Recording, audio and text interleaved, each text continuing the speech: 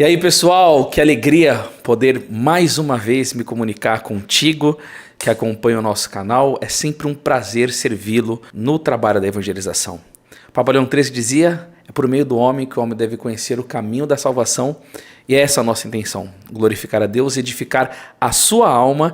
E hoje eu estou com uma pessoa muito especial aqui do meu lado, Vitor, um jovem missionário, trabalhador, dono de uma agência de marketing. Como é o nome da agência? Agência Domus. E aí, cara, meu Deus, dono da Domus, está com um amigo dele que veio aqui trabalhar junto conosco, o André. E como o Vitor, ele não é só um marqueteiro, mas ele também é um católico e disse que acompanhou bastante as minhas pregações, eu quero aproveitar aqui a presença dele para ele poder fazer alguma pergunta, né? Já que ele falou que já escutou a minha pregação sobre o inferno mais de 20 vezes, então ele tem coisa para perguntar.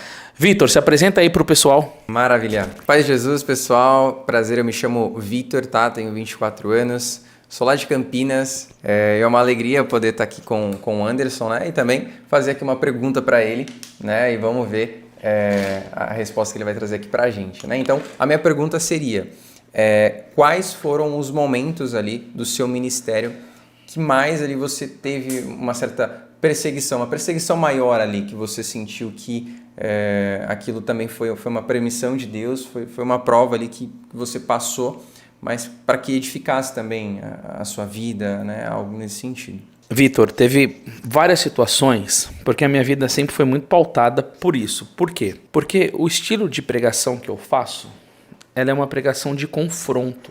E na situação atual que a gente vive, de uma crise interna dentro da igreja, você toca na ferida, né? Mas é muito comum, Vitor, a questão da perseguição para aqueles que tentam viver com fidelidade o evangelho. Se você pegar o Sermão das Bem-aventuranças, Jesus vai dizer em Mateus 5,11: bem-aventurado quando vos perseguirem, disserem falsamente todo mal contra vós. Alegrai-vos e exultai-vos, porque assim foram perseguidos profetas que vieram antes de vós. E aí, se eu for começar a falar sobre passagem de perseguição, tem Mateus 10:22, 2 Timóteo 3:12, entre várias outras, né? Então, ser perseguido é um sinal da fidelidade de nosso Senhor Jesus Cristo, da nossa parte. E também São Tomás fala: quem fala a verdade perde amigos.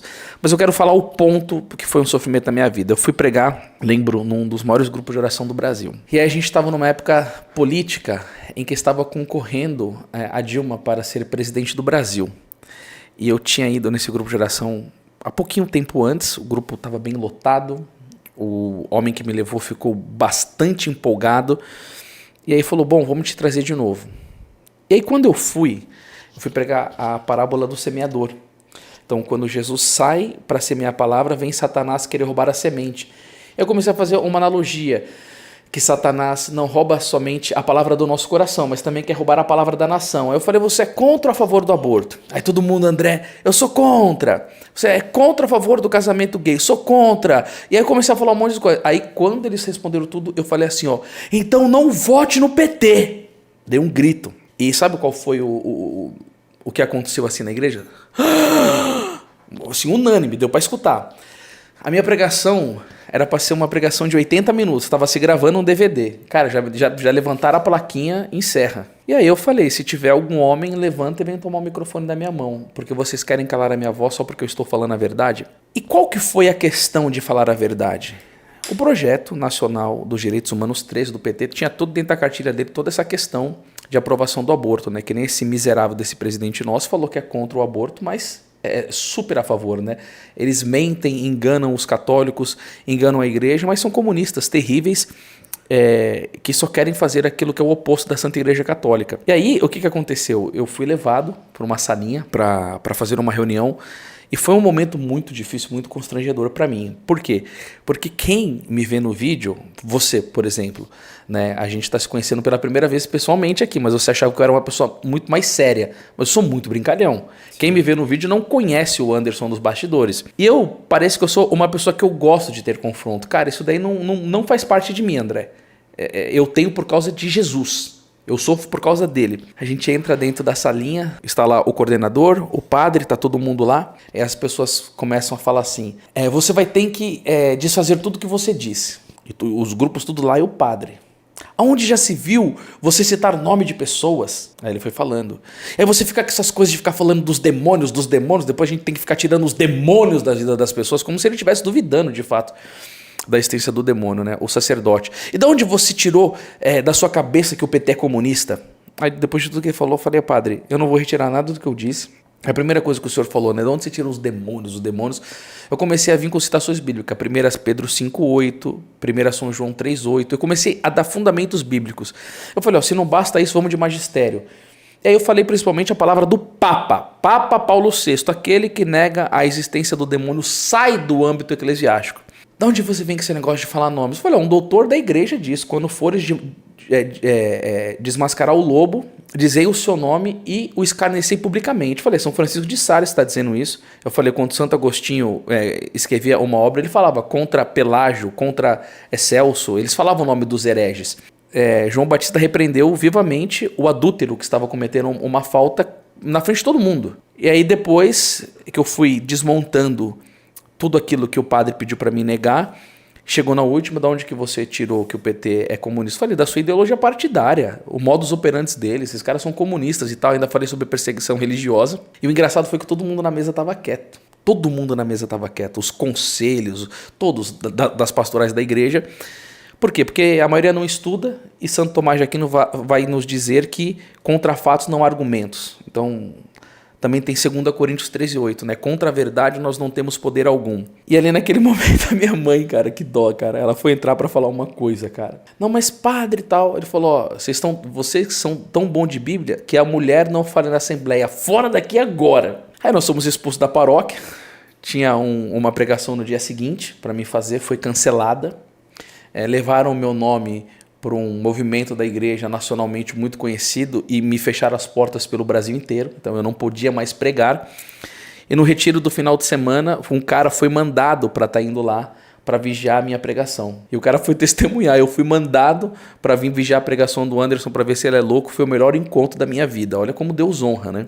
Mas dentro dessa questão da perseguição também teve um outro fato que foi muito forte, cara. Eu fui na igreja no dia seguinte, mas eu estava desalentado por tudo o que tinha acontecido. Eu estava mal. Falei, cara, dentro da própria igreja, né, as pessoas nos perseguindo porque a gente está falando contra aborto, porque a gente está pregando a verdade. Eu estava um pouco abatido, né?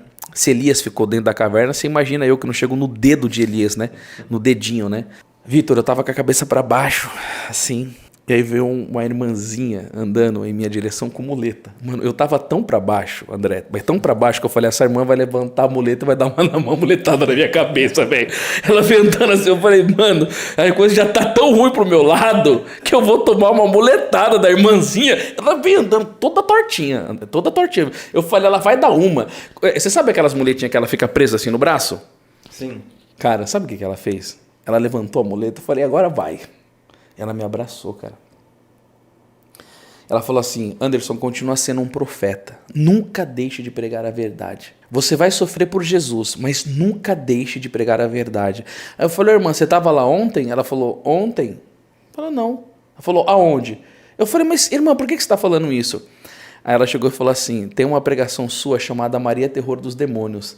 Ela chegou na minha casa e todo mundo que era protestante na minha casa se converteu à fé católica. Glória a Deus. E por que isso daí aconteceu, Vitor? Foi um sinal de Deus, porque eu fiquei muito abatido. E às vezes o demônio faz uma ciranda tão grande na sua cabeça, André, que você fica com medo de pregar a verdade. Que você fala assim, pô, cara, ninguém tá mais gostando de mim e tal. Eu não tô falando de imprudência, entendeu? O cara mete o louco, sai falando um monte de barbaridades aí, arruma problema porque a pessoa não tá indo bem. Mas o meu não foi isso, eu simplesmente quis defender a fé. E foi um período difícil de perseguição. Eu padeci bastante, sofri bastante, mas aquilo mudou muito meu caráter, me aproximou da oração, me aproximou de nosso Senhor Jesus Cristo. Eu sei que até o final da minha vida elas não cessarão, porque a terra é lugar de trabalho e para descansar eu tenho toda a eternidade. Glória a Deus. Glória a Deus. Top, top, top. Então, pessoal, se vocês estão enfrentando alguma coisa na sua vida, é normal sofrer pelo Evangelho. Por favor, não desanime. E se você precisa de alguma coisa em relação a marketing, pode clicar aqui. Com relação a qualquer coisa, se você é cabeleireiro, se você faz unha, se você é pedreiro, sei lá, mexe com internet, chama o pessoal da Agência Domus, que eles vão atender você com muito carinho. É isso aí mesmo, irmão? É isso aí mesmo, é só chamar a gente ali no direct do Instagram e vamos pra cima. Aí Xandaracabaçuia, foi fogo, irmão. É um fogo, é um marketing diferenciado. Amém, Deus abençoe, salve Maria. Poucos entendem sobre esse assunto de crise na igreja. E para te auxiliar, eu quero te ofertar esse livro aqui, ó, O Anti-Apóstolo, a Infiltração Comunista na Igreja. Isso daqui é um baita livro e você vai entender mais do que 99% dos católicos sobre esse tema. Para você adquirir esse livro, basta você vir aqui embaixo na descrição do YouTube ou acessar o site editorimaculada.com. Esse livro é maravilhoso.